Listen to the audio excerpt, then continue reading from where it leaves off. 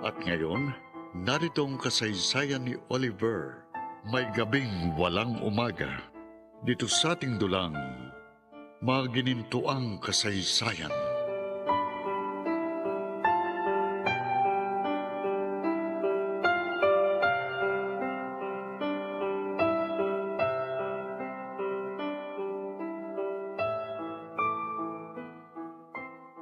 Hindi. Hindi mo uunahin ang batang yon. Si Junior ang una mong ooperahan, naiintindihan mo? Roselia, pero sinabi ko na sa'yo, mas delikadong lagay ni Jackie.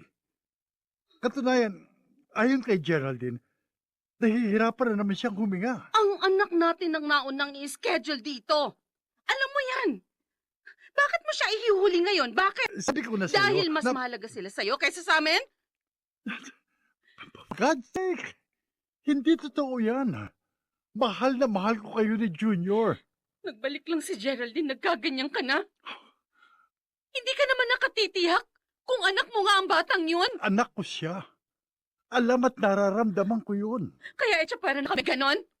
Bakit ka ba nag-iisip ng ganyan? Mahal ko kayo. Pwes patunayan mo. Sundin mo ang unang schedule. Si Junior ang unahin mong gamutin.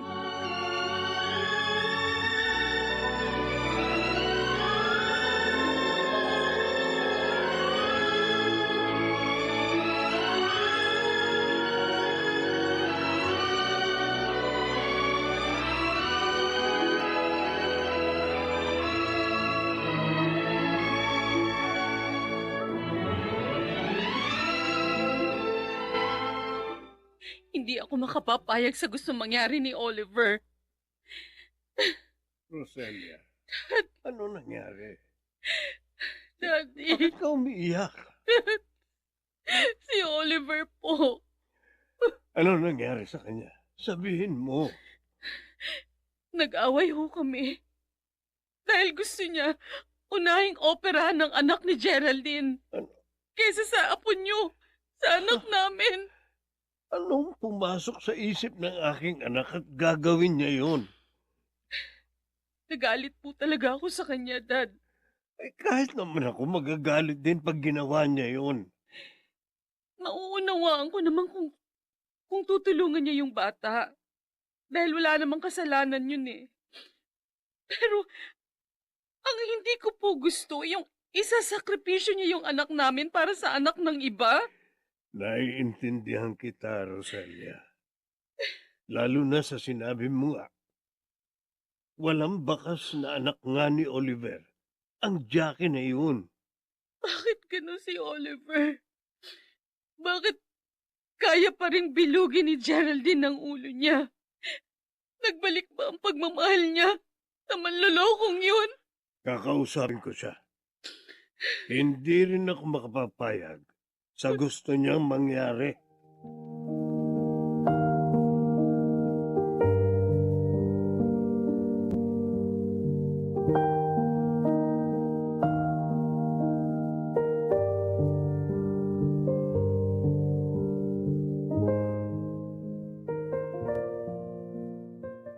Parang ang bigat ng problema mo, Oliver.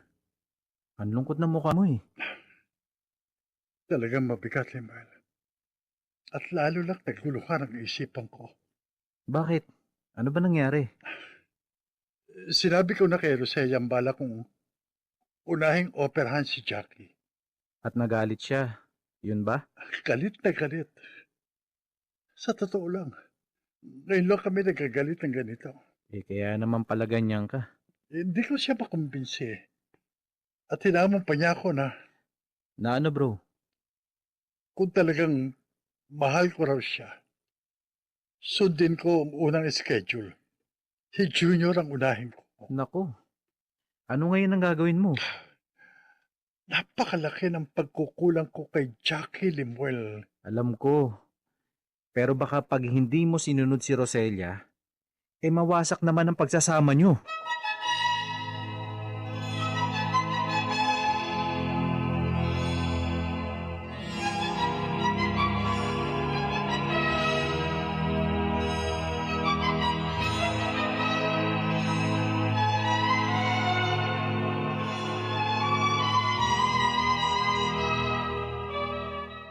Ang bigat pala ng nangyari sa mag-asawa, Sir Eleno.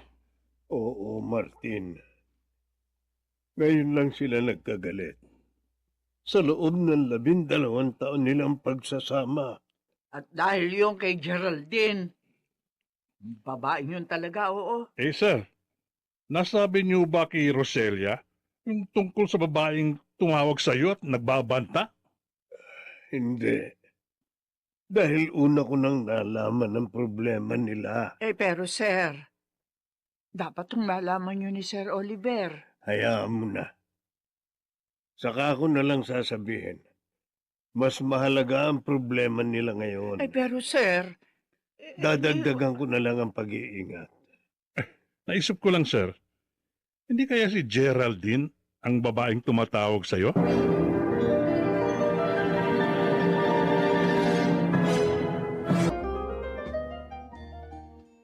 Sabihin mo nga sa akin, Geraldine. Tinatawagan mo na naman ba ang daddy ni Oliver? Tinatakot mo pa rin? Leandro, bakit ba nagagalit ka?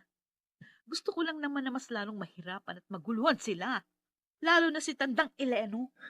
Kung magsalita ka, parang ang laki ng galit mo sa daddy ni Oliver. Samantala ang sabi mo sa akin, ipinagpalit ka na ni Oliver sa iba.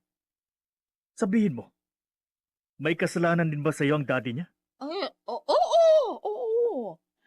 Dahil nasisiguro ko, siyang nagsulsol kay Oliver para iwan ako.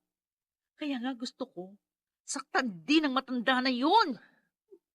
Posible nga yun, pero sana hayaan mo na lang na akong gumanti sa matanda.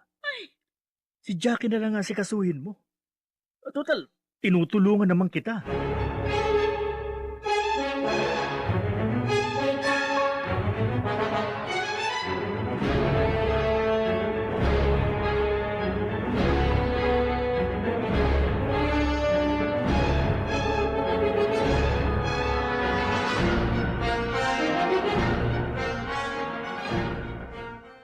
Thank you po sa pagdadala uli ng food sa akin, Daddy. Anak kita, kaya ginagawa ko ito. Daddy? Oh, bakit? Bigla kang umiyak. Masaya lang po ako. Kasi po, narinig kong tinawag niyo akong anak. Akala ko po kasi hindi kayo maniniwalang anak niyo ako eh. Jackie, Pero ako po, nararamdaman ko, Daddy ko po kayo. Mahal na mahal ko po kayo, Daddy. mahal din kita, anak. Salamat po. Salamat po, Daddy. Tama na, tama na. Makasasama sa iyong pag-iyak. Remember, malapit ka ng operahan. At dapat, okay ang katawan mo. Ha? Opo. Sorry po. Daddy, sabi ni Mami may kapatid daw po ako. Lalaki raw po. Oo. Mas bata sa'yo ng 2 years. At ooperahan din po siya. Oo. Junior ang pangalan niya.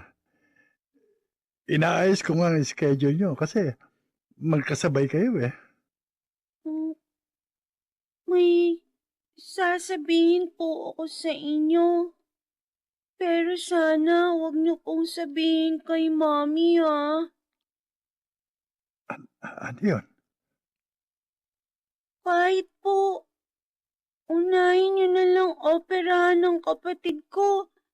Kasi po, bata po siya sa akin. Baka po mas dapat siyang maoperahan agad. Jackie? Mas magiging masaya po ako kung pareho kaming makakaligtas ni Junior.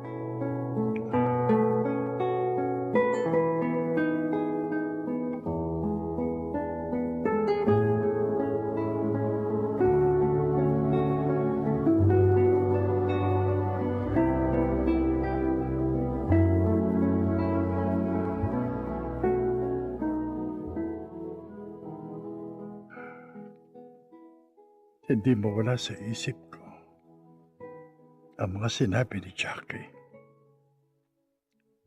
Mabuti pa siya nakauunawa.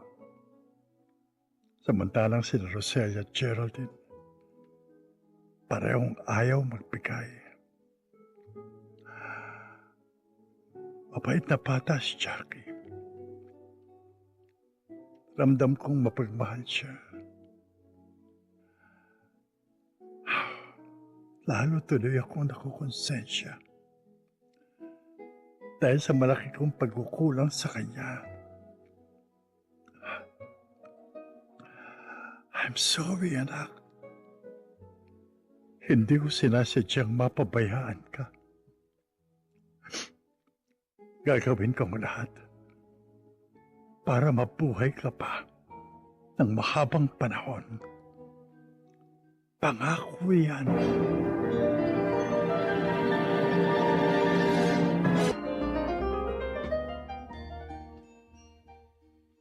Anak, nalaman kong dumating ka na kaya pinuntahan agad kita dito sa kwarto niyo ni Roselia. Bakit po, Dad? Sinabi sa akin ni Roselia ang naging pagtatalo ninyo. Alam niyo na pala. Nagagalit at iyak ng iyak ang asawa mo. Hindi po niya ako maunawaan, Dad. Dahil mali naman talaga ang ibig mo. Dati, Bakit mo ihuhuli si Junior? Paano kung magkaroon ng biglang problema? Paano mo pa siya maililigtas? wala pong magiging problema. Pareho pong ayos ang kalagayan nila. Kaya naniniwala ako na pareho ko silang maililigtas. O ganun naman pala eh. E di i-retain mo yung dating schedule. Unahin mo ang aking apo. Apo niyo rin si Jackie. Oliver. At gusto ko pong makabawi sa kanya. Gusto kong maging ama sa kanya. Dahil napakabuti niyang bata, Dad. Bakit ba ang bilis na hulog ang loob mo sa batang yun? Dahil mabuti siyang bata. Hayaan niyo. Sasabihin ko po sa inyo ang mga napag-usapan namin.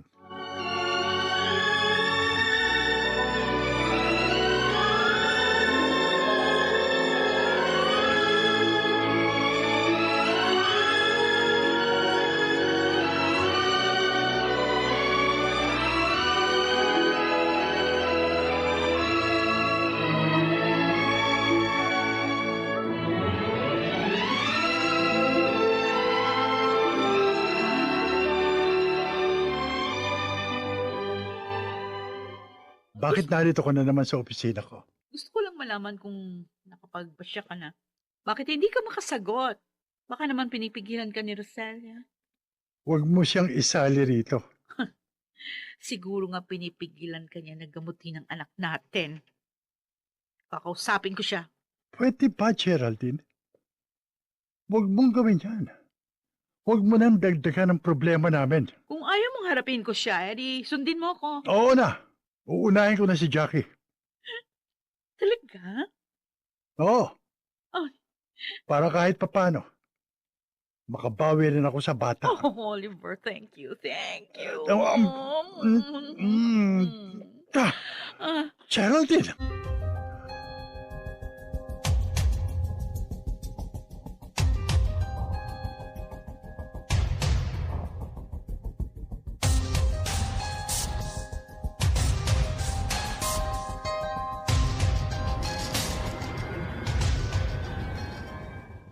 Ang walang yung babaeng yun.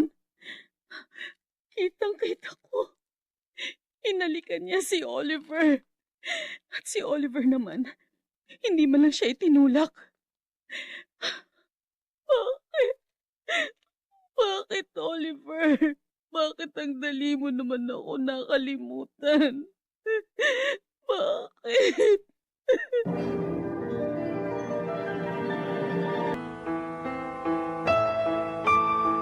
Mawasak na nga kaya ang pagsasama ni na Oliver at Roselia